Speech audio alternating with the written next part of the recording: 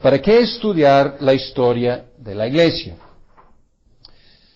Una razón es para darnos una perspectiva más amplia de nuestra experiencia cristiana. Muchas veces, como seres humanos, como cristianos, tenemos memorias muy cortas y tenemos una experiencia y pensamos que somos los únicos. Ahora, nadie entiende lo que estoy experimentando y pensamos que somos los primeros.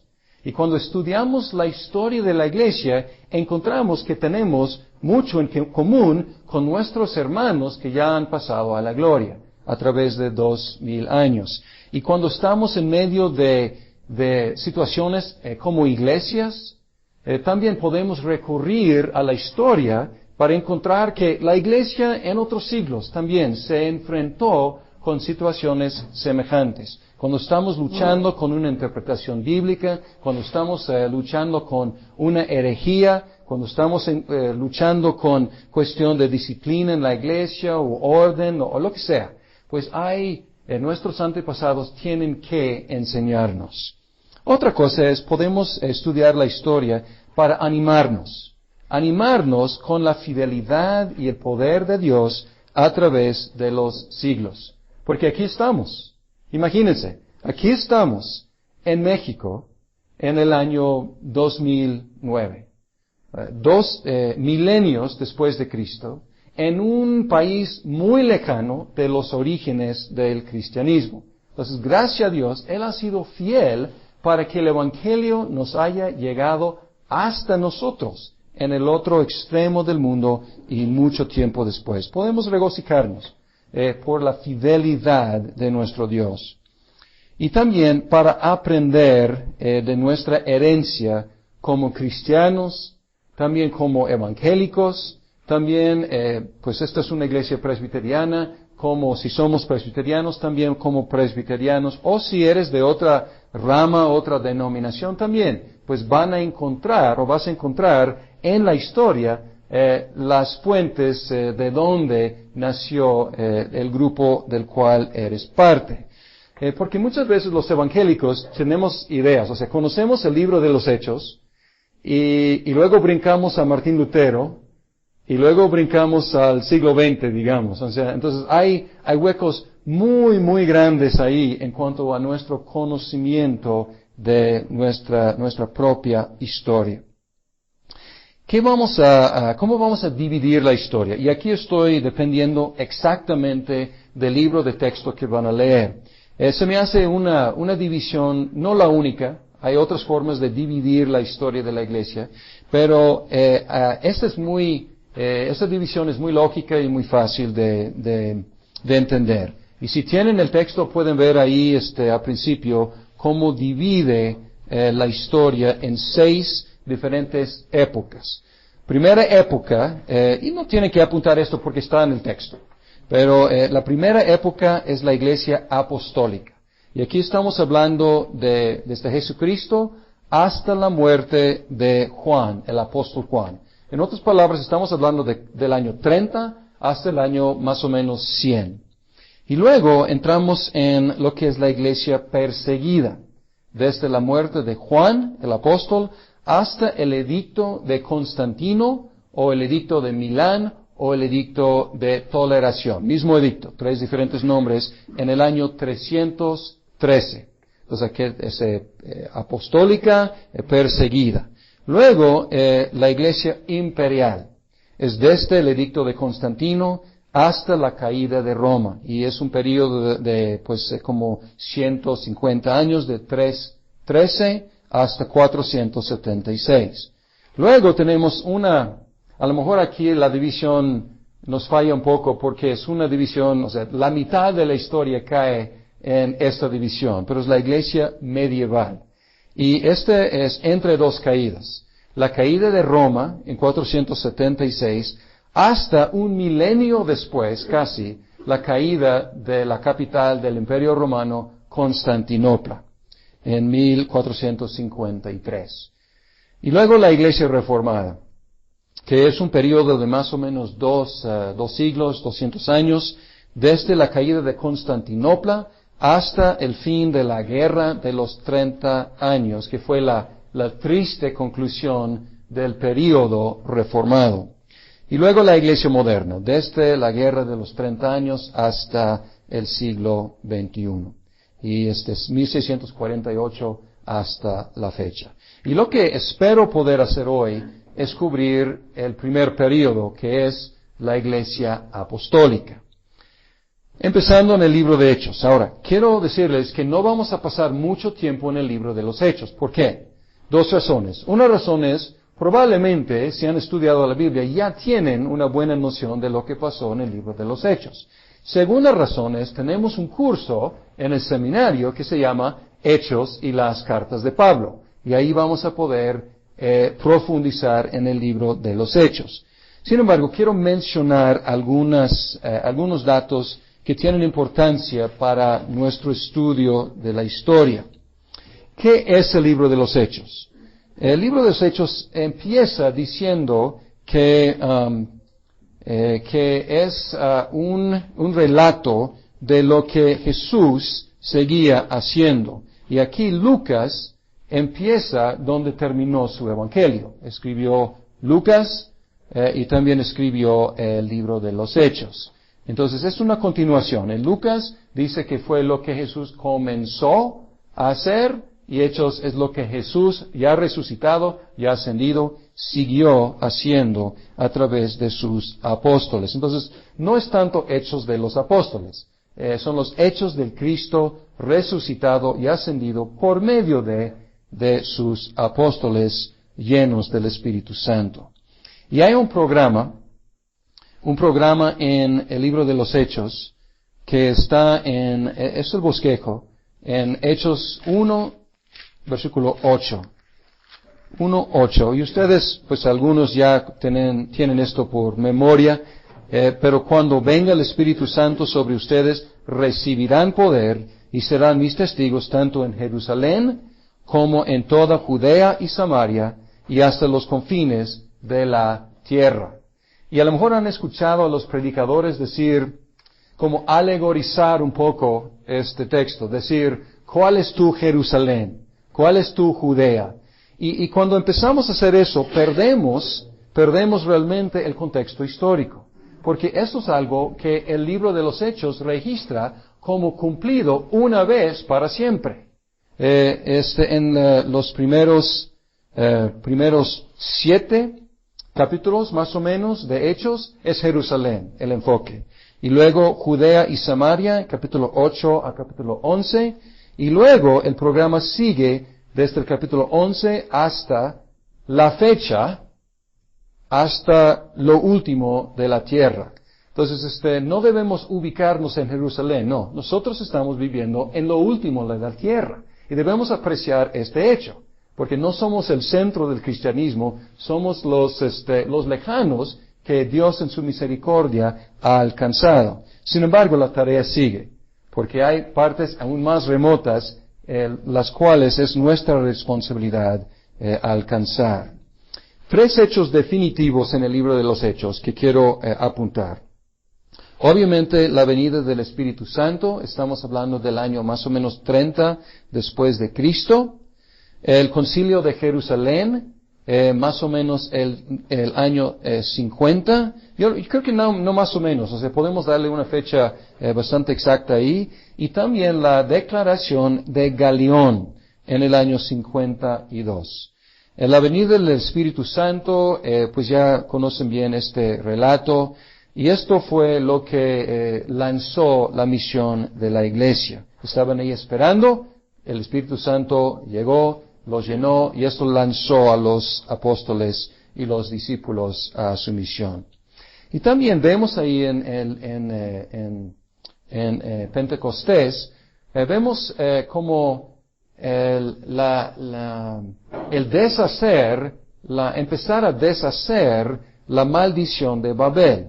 Porque en la Torre de Babel tenemos la dispersión de todas las naciones en diferentes pueblos. Y luego en el libro de los Hechos en Pentecostés tenemos el inicio de la reducción y la eliminación de esa maldición, porque Dios está reuniendo en un solo pueblo gente de todas las naciones. El Concilio de Jerusalén. Esto se registra en el libro de los Hechos. Es de suma importancia para nosotros, porque ahí se debatía una pregunta que probablemente no tenemos, porque ya se resolvió. Muchas veces hoy en día la pregunta es, ¿puede un judío ser un cristiano y seguir siendo un judío? La pregunta en el primer siglo, o más bien en las primeras décadas, los primeros años, era, ¿es posible que un no judío sea un cristiano? Porque los primeros apóstoles no les cayó el 20 inmediatamente de que el evangelio era para todo el mundo. Entonces tenían algunos la idea de que para ser un cristiano primero tienes que ser un judío. En caso de los hombres circuncidados y en caso de todos seguir ciertos ritos. Y esto fue un debate muy importante en los primeros años de la misión de Pablo. Porque Pablo salió y a quien predicaba. Predicaba primero a los judíos y cuando no había respuesta de ellos, predicaba a los gentiles. Y los gentiles respondían más que los mismos judíos. Y algunos judíos judíos cristianos se pusieron celosos y decían, ¿qué pasa aquí? Con estos gentiles entrando en la iglesia, ¿qué pasó? Y tenemos que insistir que sean judíos primero. O sea, esta cuestión es crucial. ¿Qué tal si hubieran decidido lo contrario que decidieron? O sea, tendríamos que ser judíos. Y el cristianismo a lo mejor sería una sectita muy chiquita del judaísmo. Pero no, o sea, abrieron las puertas, como Cristo quiso, abrieron las puertas a todos los no judíos, los gentiles, y aquí estamos, gracias a Dios, nosotros de las naciones. El último hecho que quiero apuntar, a lo mejor no se considera algo tan importante, pero está en Hechos capítulo 18. Hechos capítulo 18. Y Pablo, en una de las muchas ocasiones, era acusado de diferentes cosas, querían llevarlo ante las autoridades, y pues está en Corinto, y lo llevan ante Galión, en versículo 14. Y Galión, o más bien Pablo, va a hablar en su propia defensa.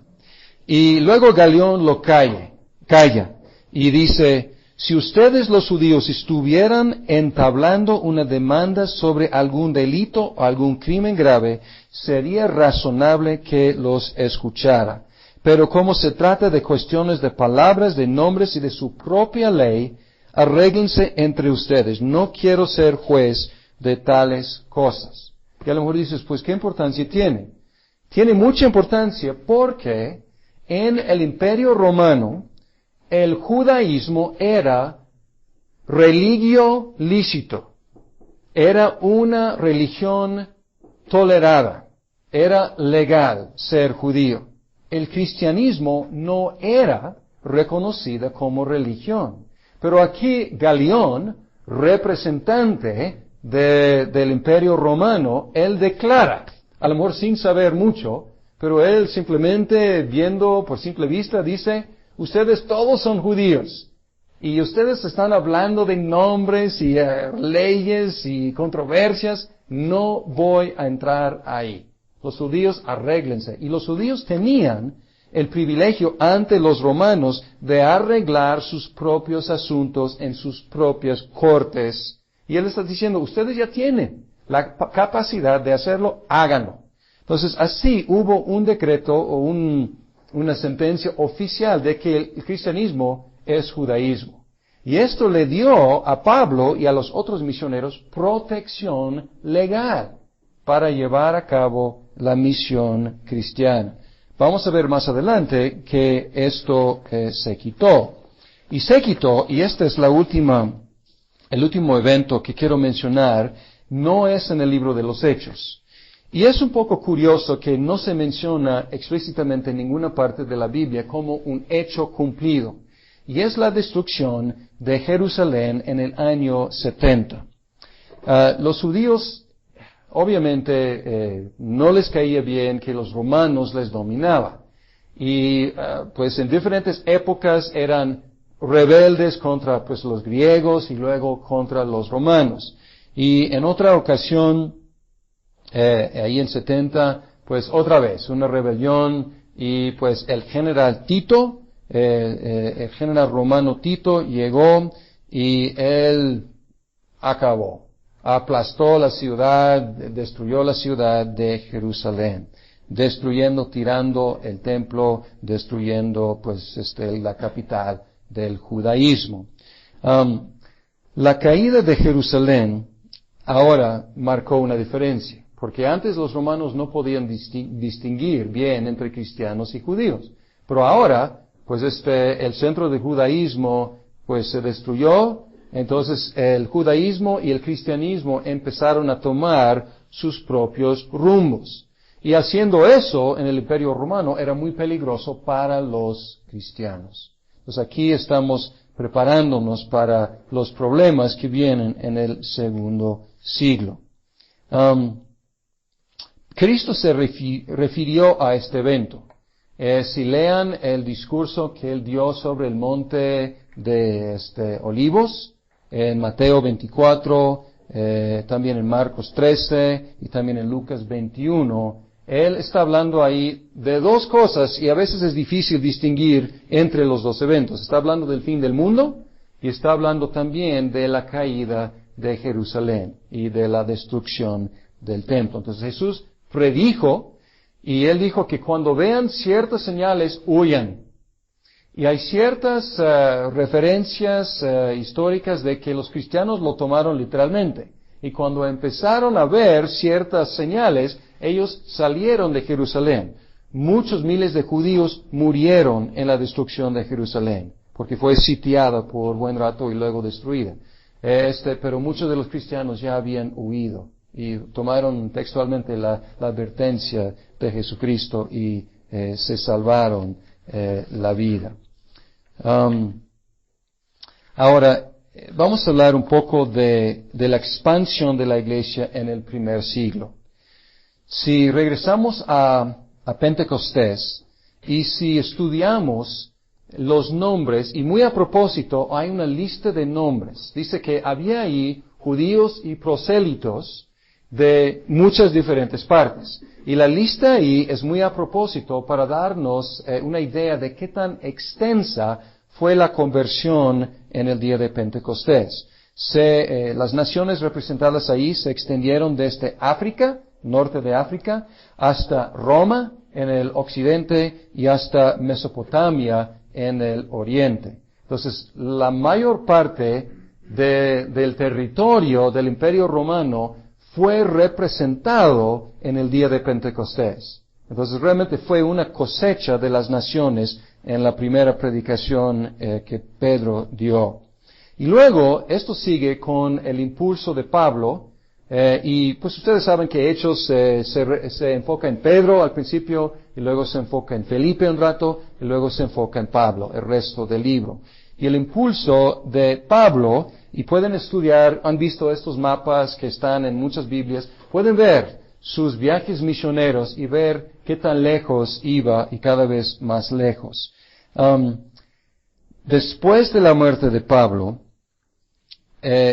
por las fuentes que tenemos, sabemos que el Evangelio echó raíces hasta Italia, África del Norte, quizás hasta Bretaña, Gran Bretaña. Hay algunas entre leyendas, historias, tradiciones que dicen que el Evangelio llegó hasta ahí, Inglaterra, por lo menos hasta lo que es Irak, Irán, y pues otras leyendas o historias, tradiciones de que llegó hasta la India, y también hay algunas, no de mucha confianza, pero unas sugerencias de que llegó hasta China en el primer siglo. Entonces, impresionante.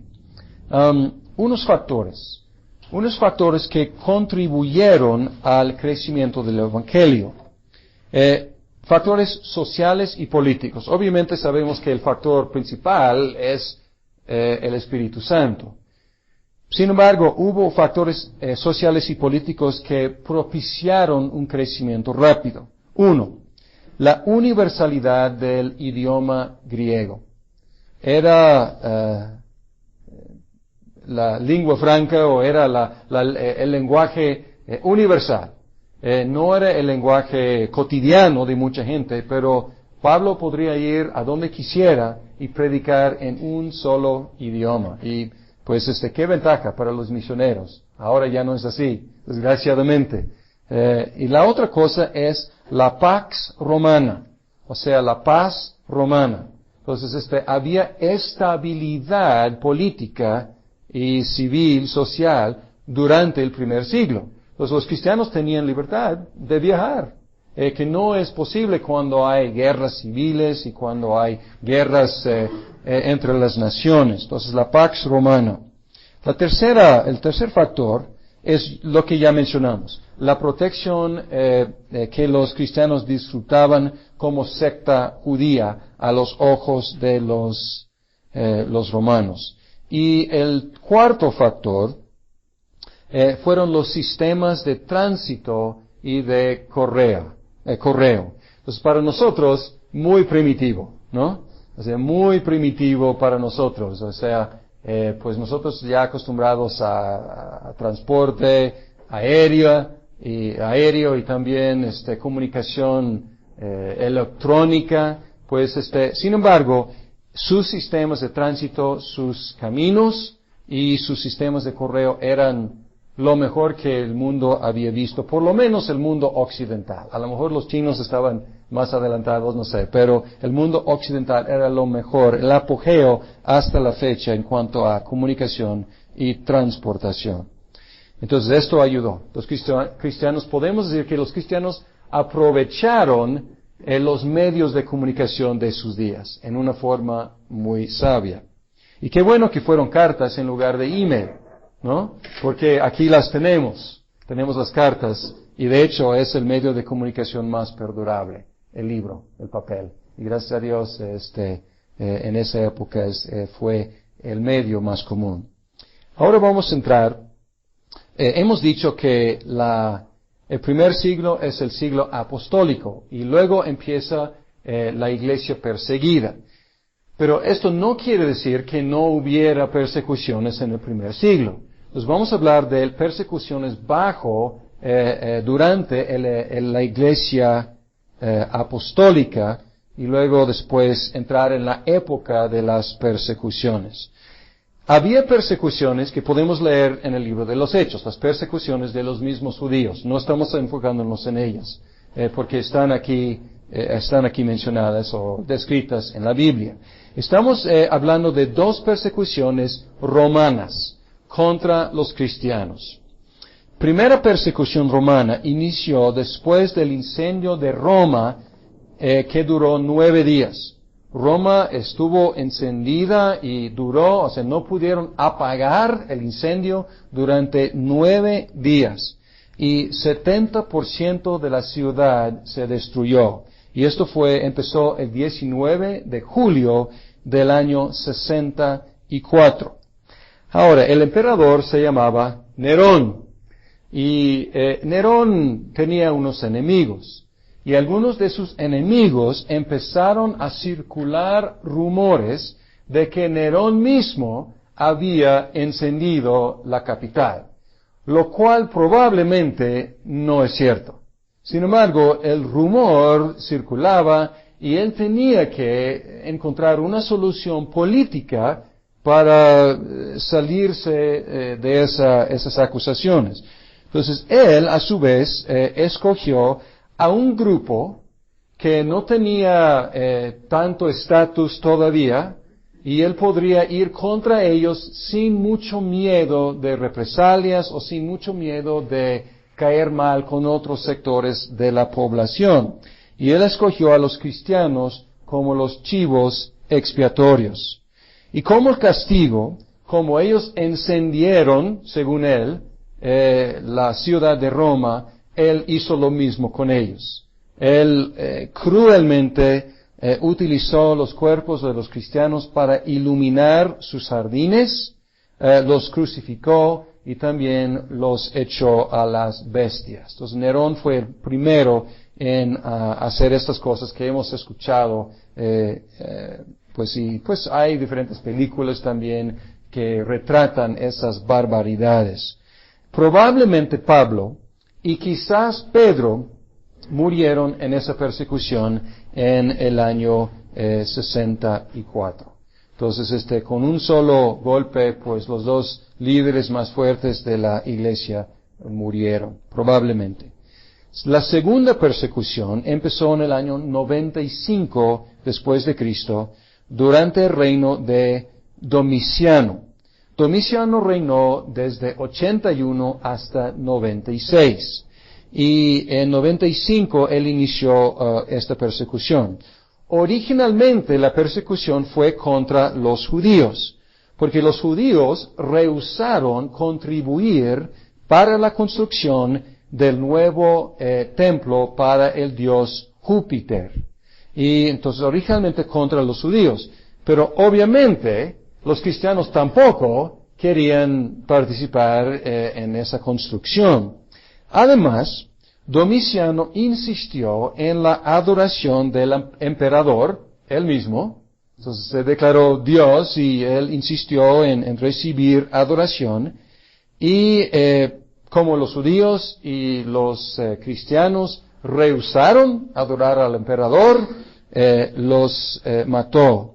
Les también exilió y se apropió de sus posesiones como por no participar en esa adoración. Como uno de los castigos fue exilio, probablemente el apóstol Juan fue exiliado a la isla de Patmos bajo esta persecución de Domiciano. Y si leemos el libro de Apocalipsis y vemos algunas de estas imágenes fantásticas de pues la bestia y otros dragón y todo esto contra los cristianos, pues el trasfondo histórico de todas estas imágenes es la persecución domiciana. ¿Qué pasó con los apóstoles? No sabemos, pero tenemos unas tradiciones que quiero mencionarles. Quiero mencionarles un libro. Es por un señor que se llama, de los 1600, Juan Fox. No sé si sea pariente del expresidente o no, pero a veces se escribe con él, a veces no. Y su libro comúnmente tiene otro nombre oficial, pero comúnmente se llama Libro de los Mártires. Y tengo dos copias que no son completos en inglés, pero acabo de buscar y se puede si hacen una búsqueda en internet y ponen Juan Fox, Libro de los Mártires, te lleva al sitio en español de ese libro. Y ahí es algo fascinante. Él trata de registrar todos los mártires de los cuales hay registro histórico en su libro, empezando desde los apóstoles. Entonces, lo que voy a darles son algunas de las tradiciones que él registró acerca de estos, de los apóstoles y otros como Marcos, que no era apóstol, pero era amigo de los apóstoles, que escribió el libro el Evangelio según San Marcos. Jacobo el Menor. Jacobo el Menor fue decapitado, según esta tradición, junto con la persona que lo entregó, quien después se confesó cristiano, le pidió perdón y murió junto con Jacobo el Menor. Tomás predicó hasta la India y fue matado ahí con una lanza. Esa leyenda o esa tradición, podemos decir, viene de un libro que se llama Los Hechos de Tomás. Es un libro es un libro gnóstico y apócrifo, porque realmente no fue escrito por Tomás, fue escrito más o menos en el año 200 después de Cristo. Pero ahí es la fuente más antigua que tenemos de esa tradición. Sin embargo, una vez tuve el privilegio de estar en la India, y estuve visitando un pueblo que no me acuerdo cómo se llama y probablemente no podría pronunciar su nombre de todos modos. Y ahí los cristianos, o sea, muy, como si, o sea, algo conocido por todo el mundo. Ah, sí, esa iglesia, sí, el apóstol Tomás fundó esa iglesia. Entonces la tradición en la India, por lo menos, es muy, muy fuerte, que Tomás llegó hasta ahí. Simón Zelotes predicó en Mauritania, en otras partes en África y hasta Bretaña. Entonces, según la leyenda, pues pues un viajero bastante frecuente, y llegó hasta Bretaña y fue crucificado. Marcos. Juan Marcos, que escribió el Evangelio de Marcos, llegó a ser el obispo de Alejandría, predicó en Egipto, pero eventualmente fue atado con cuerdas y arrastrado y quemado vivo. Bartolomé predicó también en la India, tradujo el Evangelio según San Mateo en el idioma de ahí, fue golpeado con palos, crucificado y decapitado. Ahora, otra tradición, hay diferentes tradiciones. Otra tradición lo localiza en Armenia, que es una de las repúblicas ex-soviéticas. Sin embargo, no se contradice. O sea, uno podría viajar, pasar por Armenia y luego llegar a la India. Entonces, a lo mejor las dos tradiciones pueden funcionar juntas. Aunque en todas estas hay cosas sospechosas. ¿Por qué lo crucificaron en la India? O sea, crucifixión era un castigo del Imperio Romano, pues sí llegó, quién sabe, o sea, a lo mejor llegó hasta ahí ese castigo, pero es cuestionable. Andrés, según la tradición, predicó en Etiopía, donde fue crucificado bajo el mandato del gobernador, que también mandó que los cristianos hicieran sacrificios a los dioses y ellos rehusaron. Y hay detalles aquí. Supuestamente, tradicionalmente, Andrés se confrontó con el gobernador para informarle de que hay un juez supremo y que los dioses del gobernador eran demonios, lo cual no le cayó muy bien al gobernador. El gobernador le amenazó con crucificarlo. Andrés respondió diciendo que no habría predicado la honra y la gloria de la cruz si le temiera a la muerte de la cruz.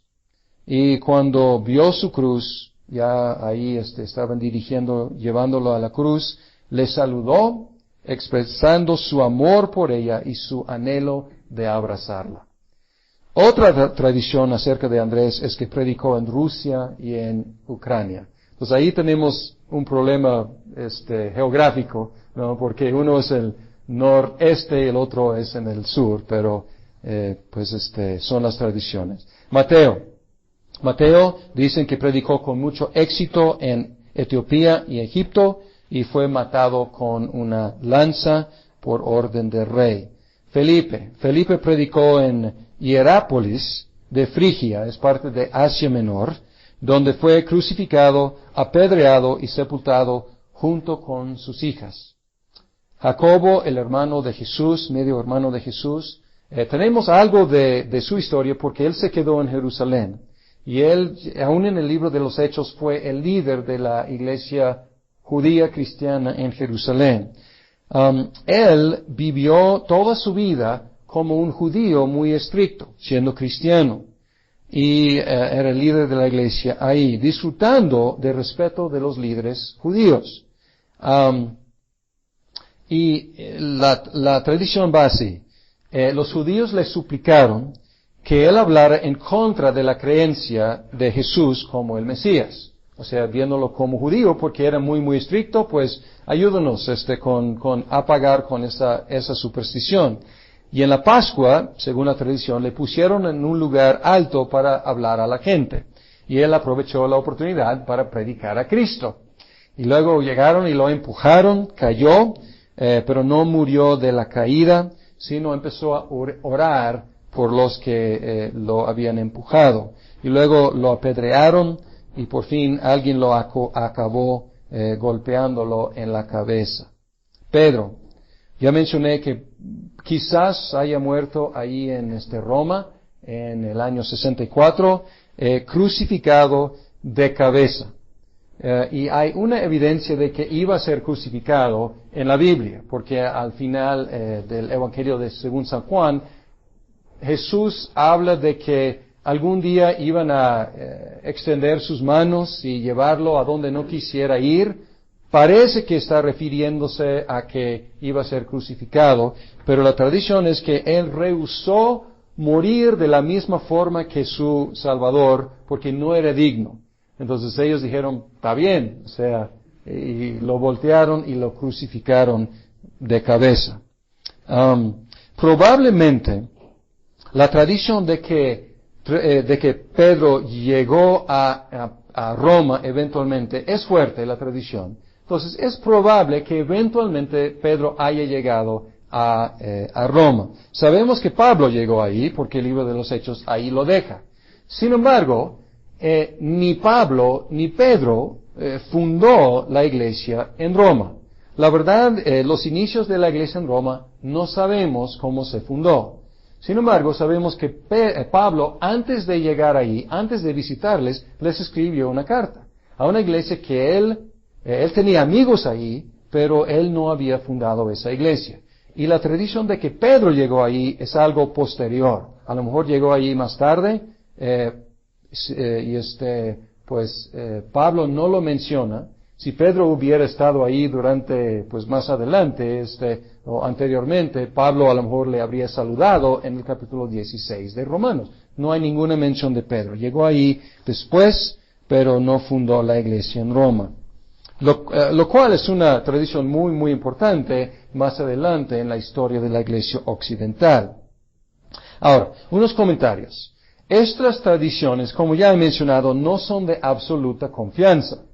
Son tradiciones las mejores que tenemos, no tenemos otras, pero hay que tener cuidado en no decir esto es exactamente lo que pasó.